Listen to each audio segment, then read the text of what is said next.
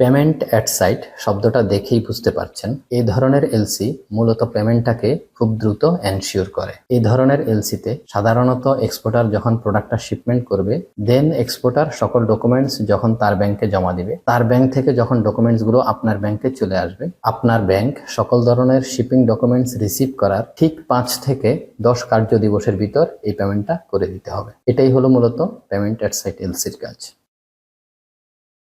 ডেপার্ট payment শব্দটা দেখেই বুঝতে পারছেন এর অর্থ হলো বিলম্বিত পেমেন্ট। অর্থাৎ এই ধরনের এলসিতে যখন আপনি ডকুমেন্টস রিসিভ করবেন, সাথে সাথে আপনাকে পেমেন্ট করতে হয় না, একটা নির্দিষ্ট সময় পরে আপনি পেমেন্ট করতে পারবেন অ্যাজ এ ইম্পোর্টার। তবে এক্ষেত্রে মনে রাখতে হবে আপনি ঠিক কত দিনের ভিতর পেমেন্টটা করবেন, এটা আপনি যখন আপনার সাপ্লায়ারের সাথে নেগোসিয়েশন করবেন ঠিক সেই সময় কনফার্ম করে নিতে হবে।